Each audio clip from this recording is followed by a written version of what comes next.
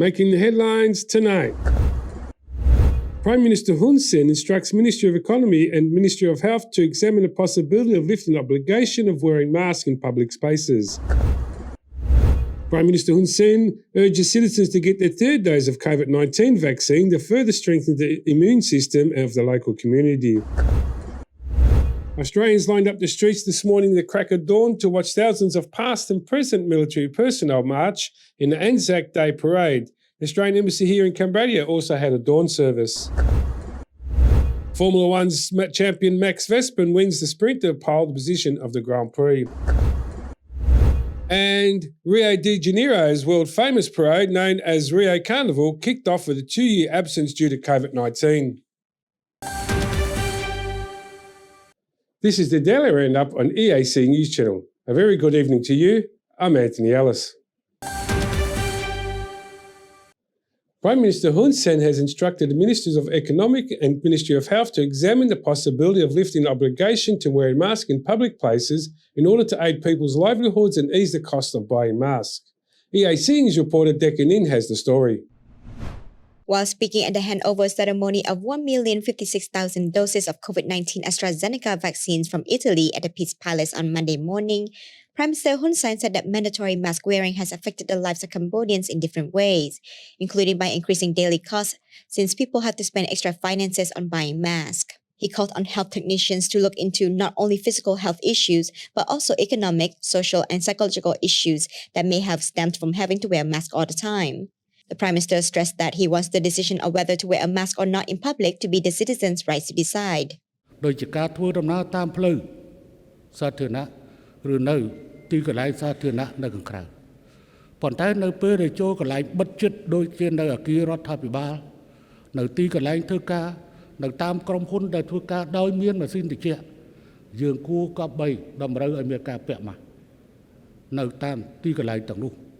He further stressed that lifting mask-wearing restrictions will help reduce some of the extra expenses.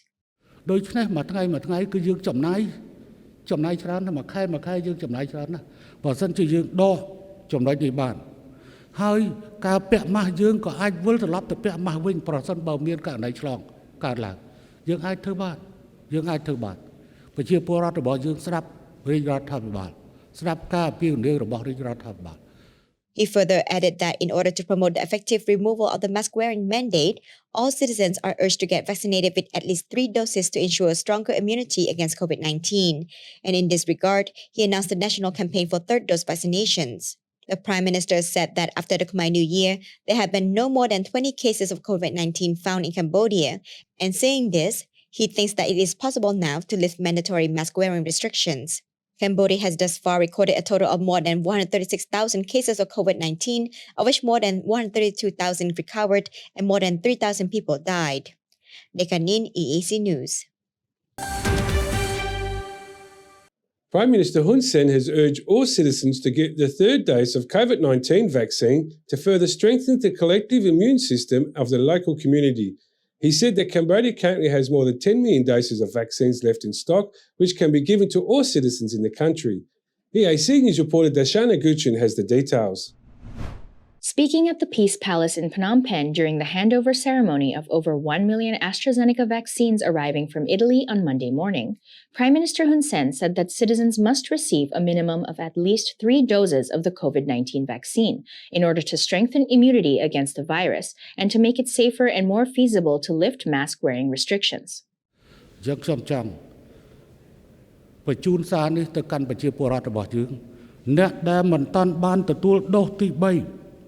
ត្រូវតែមកកាន់ទីកន្លែងណាដែលមានកន្លែងចាក់វ៉ាក់សាំងគឺមកកាន់ទីកន្លែងមិនចាំបាច់ថាខ្លួននៅស្ទឹងត្រែងត្រូវតែចាក់នៅស្ទឹងត្រែងទេចាក់នៅភ្នំពេញឲ្យតែមានកន្លែងចាក់ឲ្យពេទ្យរបស់យើងគ្រប់ទីកន្លែងទាំងអស់គឺមានអ្នកទៅចាក់គឺត្រូវចាក់ជូនប្រជាពលរដ្ឋរបស់យើងតែម្ដង According to the Prime Minister, more than 6.6 million Cambodians have not yet received a third dose of the COVID-19 vaccine.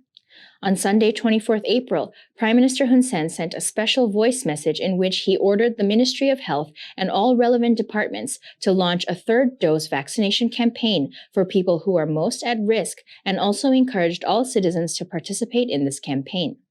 Cambodia launched its national vaccination campaign on 10th February 2021, and as of 24th April 2022, approximately 14.1 million people have received their 2 base doses of the vaccine, while around 8.2 million people have received at least a third dose.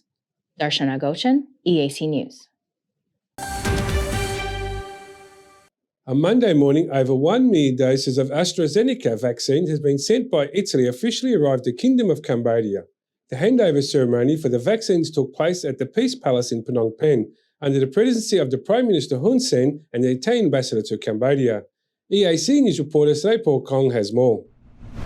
During the handover ceremony, the Italian ambassador Lorenzo Galanti described Cambodia's COVID-19 vaccination campaign and fight against COVID-19 as a major success, and declared that Italy will continue to support Cambodia and its people.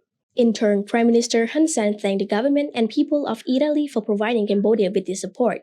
The Prime Minister further added during his speech that the current vaccine stock in Cambodia has reached over 10 million doses.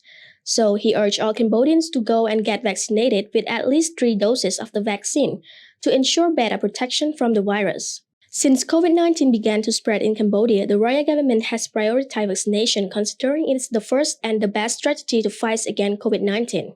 Currently, more than 93% of Cambodia's 16 million population has been fully vaccinated against COVID-19.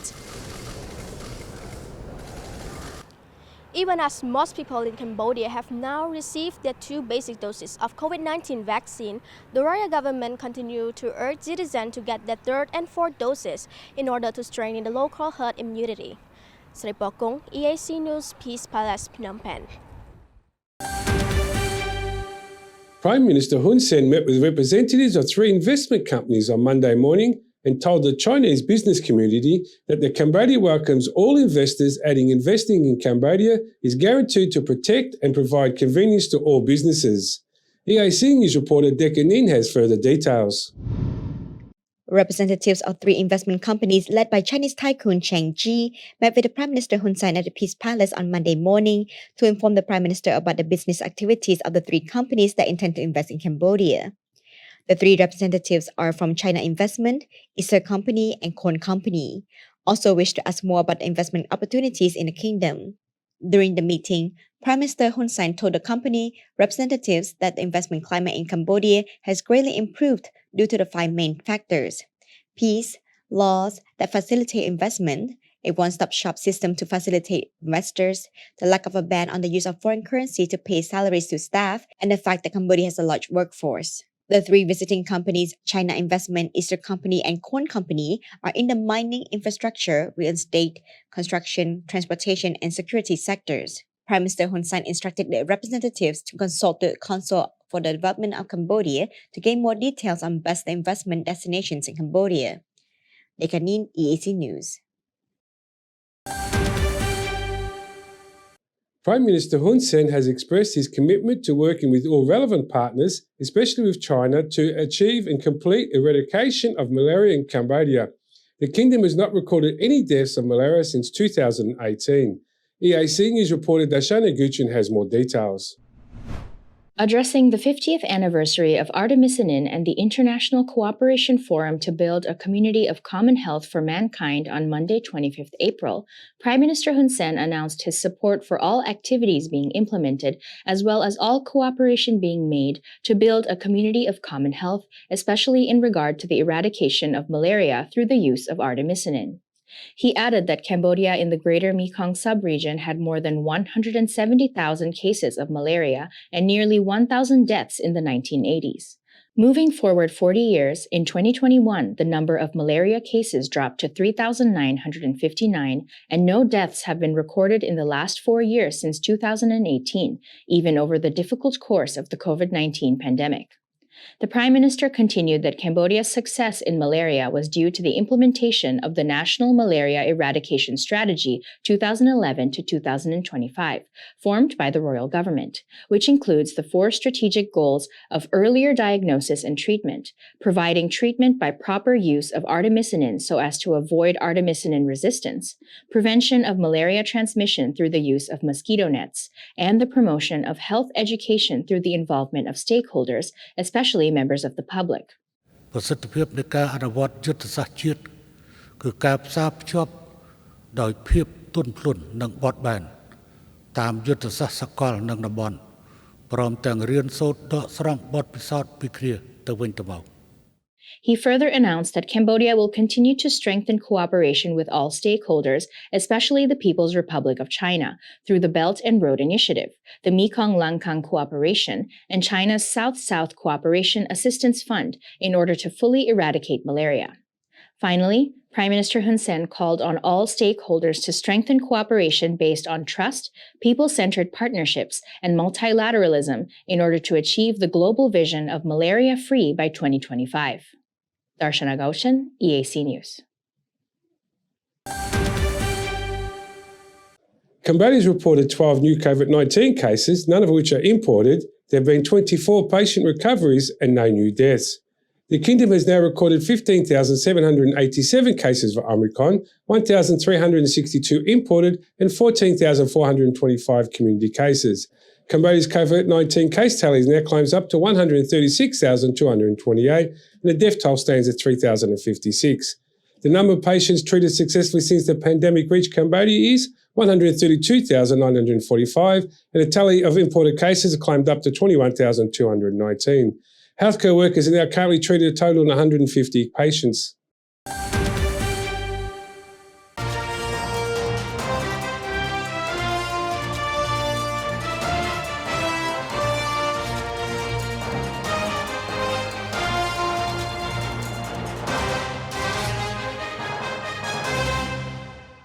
Now for a look at the news making international headlines this Monday, the 25th of April.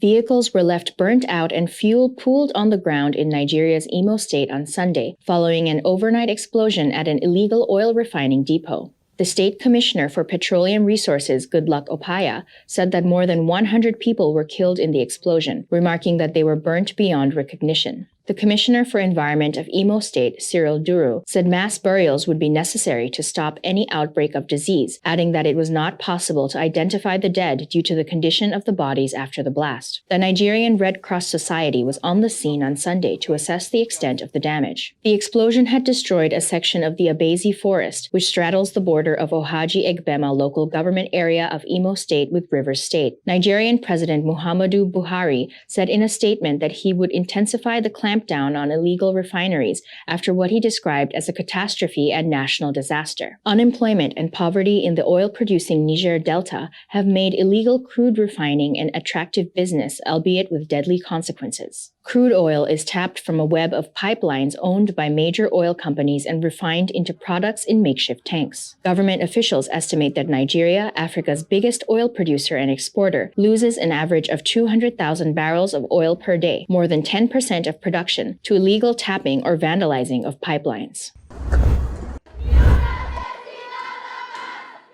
Hundreds protested in Mexico City on Sunday, the 24th of April, to demand justice of victims and violence for the femicides after the death of Deborah Escobar, an 18-year-old law student whose body was found submerged in a water tank inside the grounds of the motel of the northern state of Nuevo León. The prosecutors demanded a resignation of the State Secretary Alday Frasky and carried signs with names or faces of Debahi and other local women who have gone missing or been found dead recently. Local authorities in Nuevo León said on Friday the 22nd of April that the cause of Escobar's death was a congestion of the skull and that all the lines investigation remained open. The nearly 2-week search for Escobar, who disappeared on 9th of April, has sparked new anguish and outrage over gender violence, prompting protests across the country. Her death came amid a spate of disappearances of women in the state of Nuevo León since the beginning of this year. At least 26 women and girls have disappeared and 6 more, including Deborah, have been found dead after reporting missing.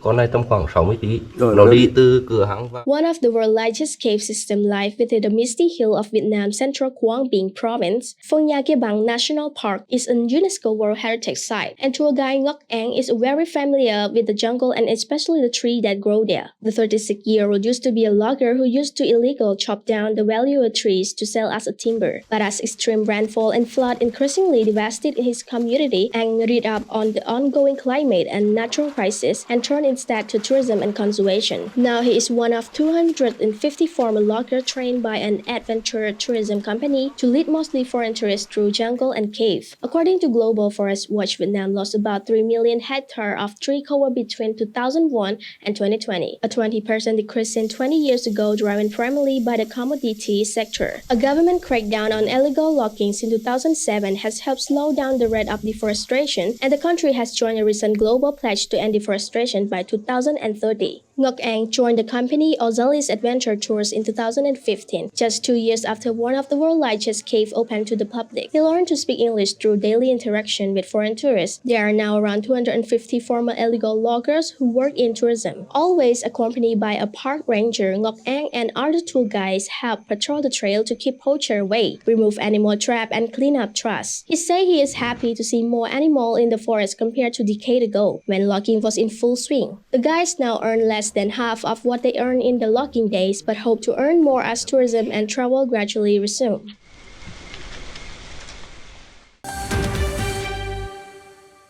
Emmanuel Macron comfortably defeated far-right rival Marine Le Pen on Sunday the 24th, heading off a political earthquake for Europe and acknowledging dissatisfaction with the first term and saying he would seek make amends. His supporters erupted with joy as the result appeared on a giant screen at the Champ de Mars Park by the Eiffel Tower. Leaders in Berlin, Brussels, and London and beyond welcomed his defeat of the nationalist Eurosceptic Le Pen. With 97% of votes counted, Macron was on course for a solid 57.4% of the vote, Interior Ministry figures showed. But in his victory speech, he acknowledged that many had only voted for him only to keep Le Pen out, and he promised to address the sense of many French that their living standards are slipping. Many in this country voted for me not because they support my ideas, but to keep out those of the far right. I want to thank them and know I owe them a debt in the years to come, he said.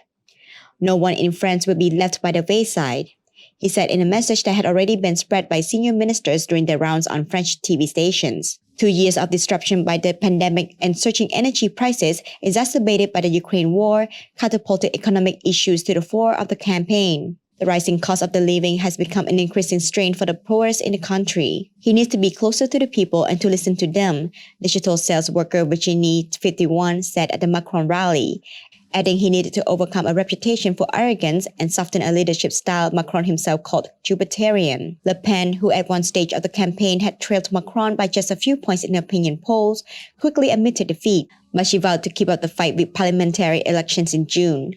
I will never abandon the French, she told supporters chanting Marine, Marine. Macron can expect little or no grace period in a country whose stark political divisions have been brought into the open by an election in which radical parties scored well. Many expect the street protests that marked part of his first term to erupt again as he presses on with pro-business reforms. Macron pointed to Le Pen's past admiration for Russia's Vladimir Putin as showing she could not be trusted on the world stage, while insisting she still harbored plans to pull France out of the European Union, something she denies.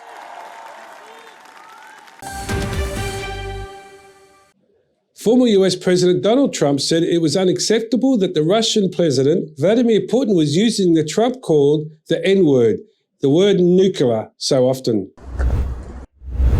In a clip from the interview with British television presenter Piers Morgan on April 11th at the Mar-a-Lago resort, Trump said this was a no-no, adding to Putin's nuclear threats, "Everybody is so afraid, so afraid, so afraid.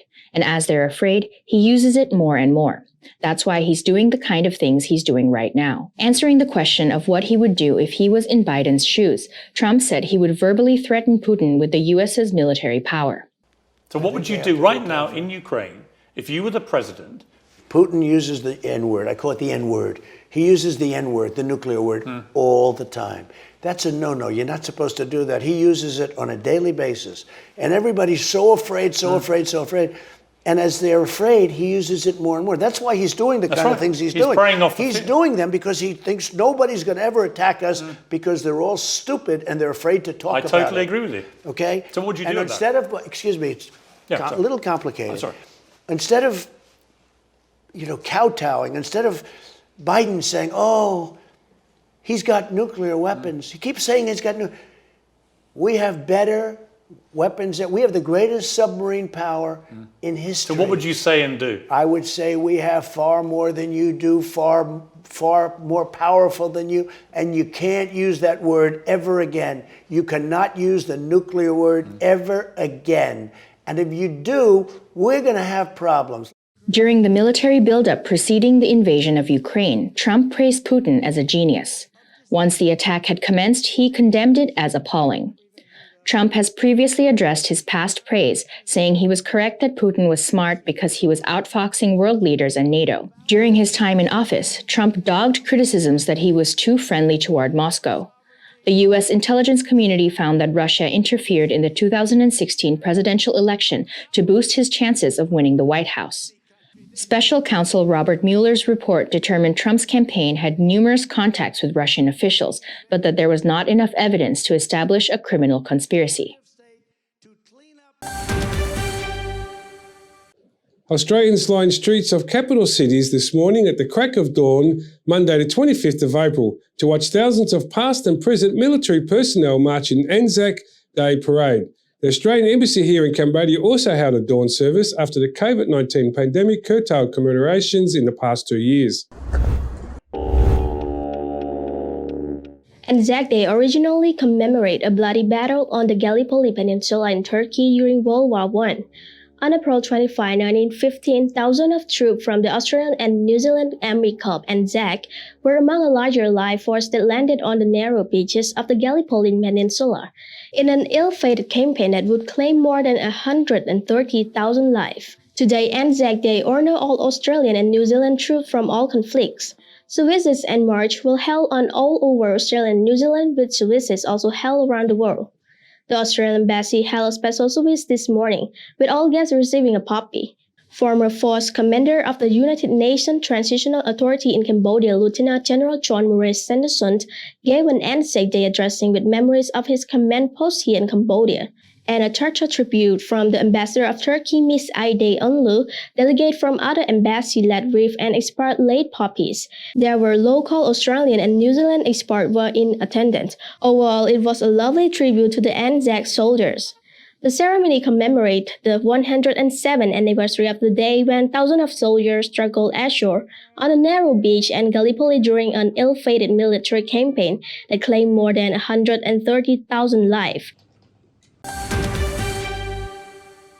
After the break, a look at all the latest sports news.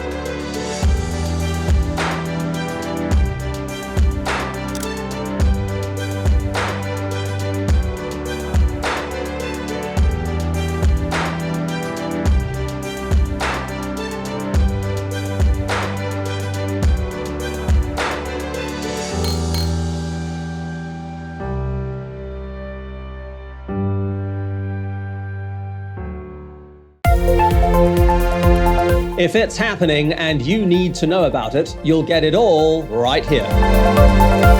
EAC News brings you updates and breaking news in English across all of our platforms and channels. The EAC News app, YouTube, Facebook, Telegram, Twitter, and our website www.eacnews.asia. Join me and the rest of the EAC News team every day on your favorite channels.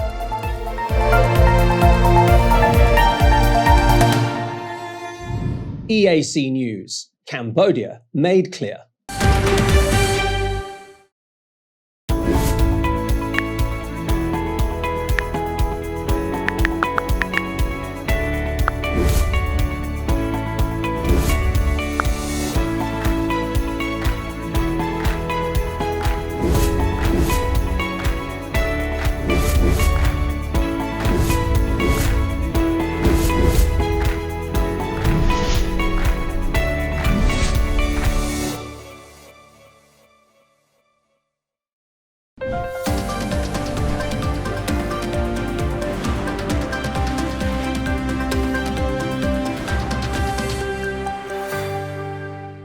Formula One champion Max Verstappen won the sprint to pole position at the Emilia-Romagna Grand Prix on Saturday, 23rd of April, but Ferrari's Charles Leclerc stretched his lead overall to 40 points.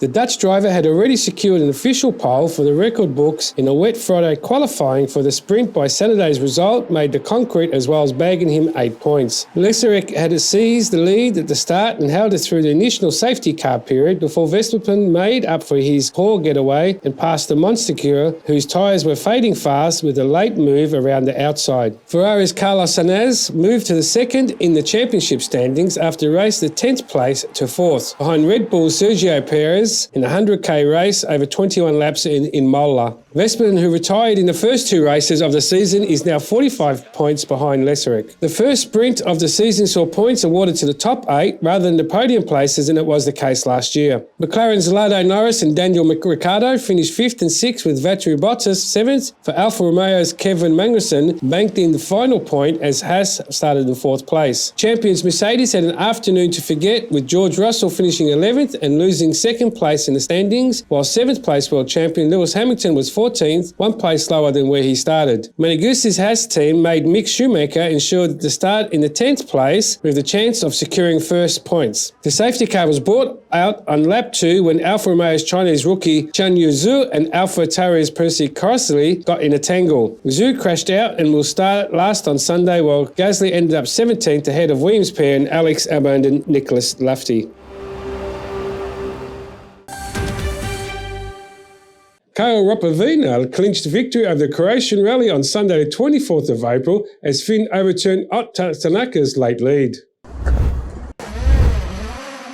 Rovanpera had led from the start, but Hyundai Tanak took a narrow 1.4-second lead in the penultimate speed test on his softer Pirelli tyres. Rovanpera Toyota GR Yaris had the edge in the last fourth power stake as he clawed back the deficit before powering home to victory, 4.3 seconds ahead of Tanak. Rovanpera, who also won the previous rally in Sweden, extended his overall championship lead to 29 points over Terry Newell of Hyundai, who finished the Croatian leg third after he lost time crashing into a ditch. Next up is the Portuguese rally from May 19 to 22nd, the fourth stop on the 2022 World Rally Championship calendar.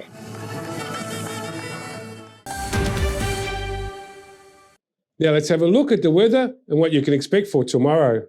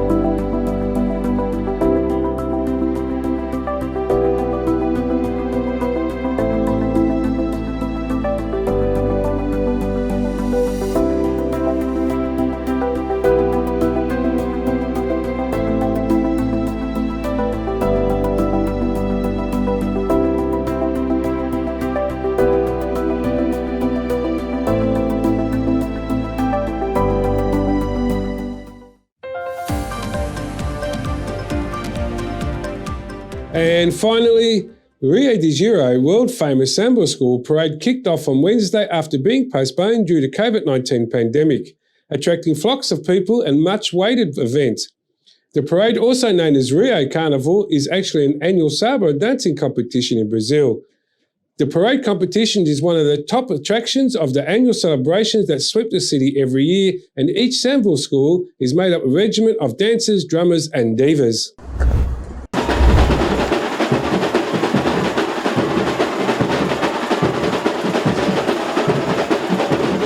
This year, Rio de Janeiro 12 top samba schools, after the whole year of preparations, fight for the title of Carnival champion in the event. Following a 2-year hiatus as a result of the COVID-19 pandemic, the dazzling parade started with top samba school Paraíso do Tuiuti, followed by members of all-time great Portela. There is a theme for the event every year, and all performances are shown under the theme. This year, COVID-19 pandemic has added more impetus to the samba schools. Not only to celebrate life, the theme of the Brazilian slave liberation movement this year also has strong resonance among the more than 80,000 visitors to the event. Amid all this color, glitter, joy, and music, there is also a political statement about Black pride, resilience, and African heritage. Maioria representativa nos espaços de poder.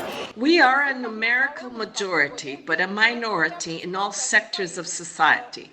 But Carnival, which is the country's biggest festivity, is a space where we can assert our Blackness, our roots, and our role as the founders of Samba. Samba Schools Guerrero, a 9-time winner of the competition, chose the theme of resistance and for the first time included a group of 20 Black refugees in their parade.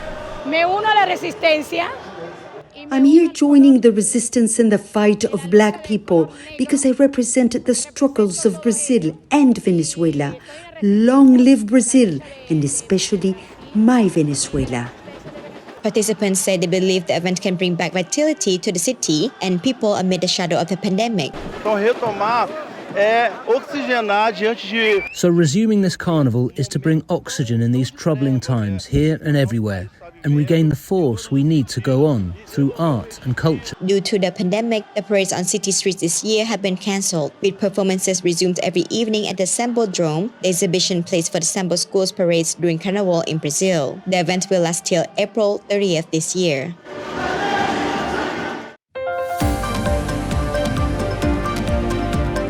Thank you for watching the Daily Roundup here on EAC News Channel. For more breaking news and updates, check our website eacnews.asia or search EAC News on Telegram, Smart TV or your favourite app store.